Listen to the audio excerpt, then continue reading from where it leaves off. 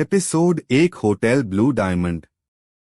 Hotel blue diamond के 5th floor के room number 508 में माहौल काफी गर्म था।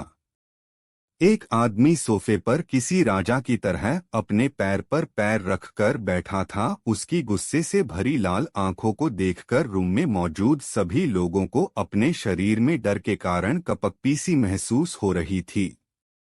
सोफे पर बैठे उस आदमी ने अपनी लाल आंखों से एक बार रूम में मौजूद सभी लोगों की तरफ घूर कर देखा और कहा, अगले 24 घंटों के अंदर मुझे इस प्रोजेक्ट से रिलेटेड सारी इंफॉर्मेशन अपने टेबल पर चाहिए।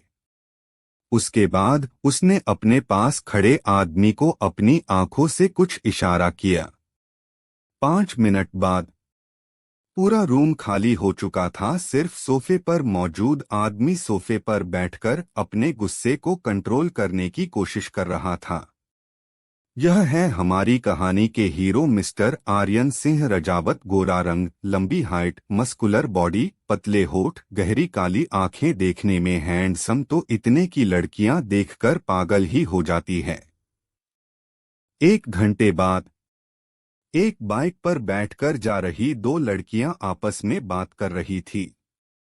तभी पीछे बैठी लड़की ने कहा, माही चल आज शॉपिंग पर चलते हैं।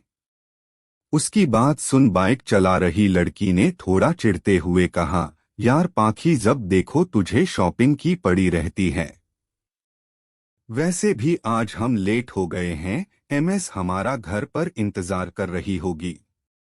पाखी ने उससे पूछा, माही क्या बात है, तू पिछले कुछ दिनों से इतनी चिड़ी चिड़ी क्यों है? कुछ नहीं यार, बस कुछ दिनों से किसी की धुलाई नहीं की है ना, माही ने थोड़ा उदास होते हुए कहा। उसी वक्त पाखी की नजर सड़क के पास खड़ी एक लड़की पर जाती है जिसे 3-4 आदमी मिलकर परेशान कर रहे थे। उन्हें देखकर पाखी ने हंसते हुए कहा, लगता है माही आज भगवान ने तेरी जल्दी ही सुन ली। माही क्या बकवास कर रही है तू? बकवास नहीं, उधर देख। यह कहते वक्त पाखी सड़क के पास इशारा करती है। माही ने जब उस तरफ देखा तो बाइक को उन लोगों के पास जाकर रोक दी।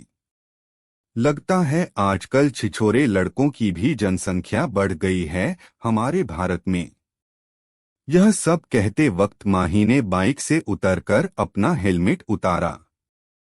हेलमेट निकलने के कारण उसके काले घने कमर तक लंबे बाल हवा में लहराने लगे।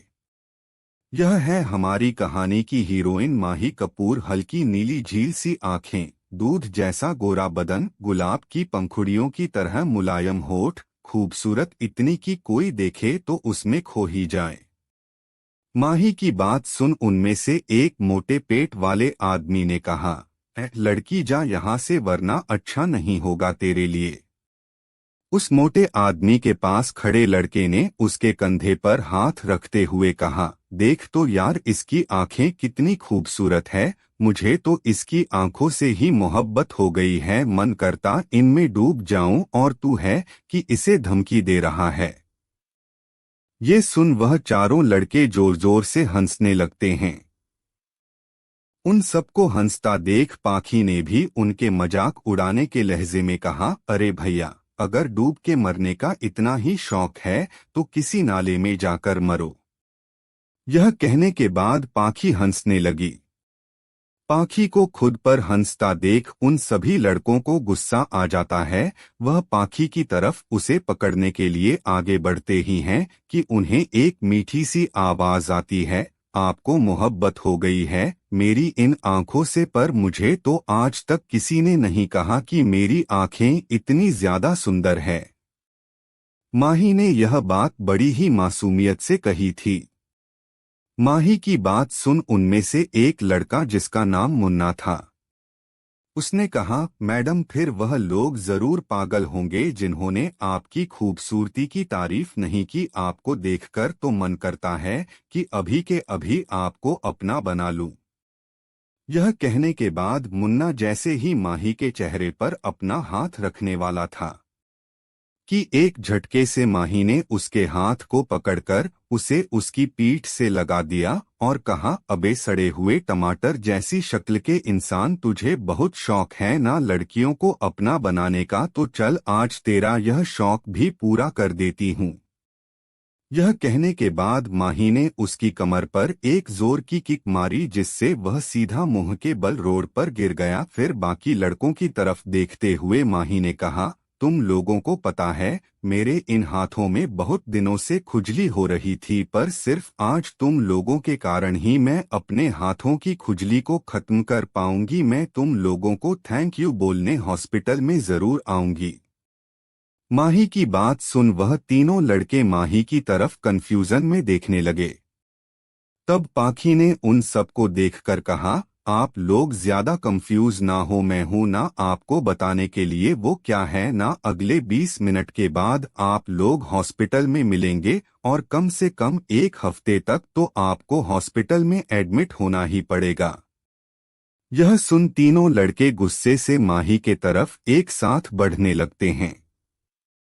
5 मिनट बाद चारों लड़के जमीन पर दर्द से चिल्ला रहे थे और माही उनके सामने अपने हाथों को झाड़ रही थी।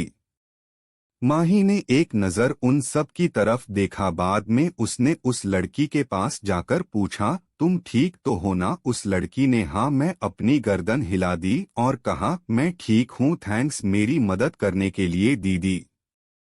क्या मैं आपको दीदी बुला सकती हूँ?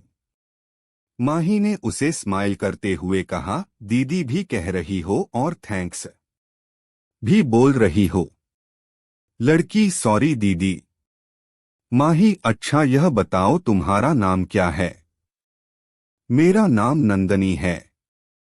अरे नंदिनी, तुम्हें थैंक्स कहने की जरूरत नहीं है, वैसे भी हमारी माही को किसी लड़के की धुलाई करने में बहुत मजा आता है। तुम्हारी वजह से आज फिर से उसे परम सुख की प्राप्ति हुई है।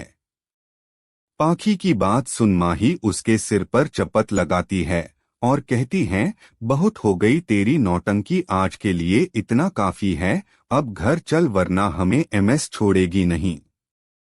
बाद में माही ने नंदिनी के गाल पर हाथ रख कर कहा, अपना ध्यान रखना नंदू दी, हमें आपसे मिलकर बहुत खुशी हुई, उम्मीद करते हैं आपसे दोबारा मुलाकात होगी। ये कहकर नंदिनी ने माही को गले से लगा लिया।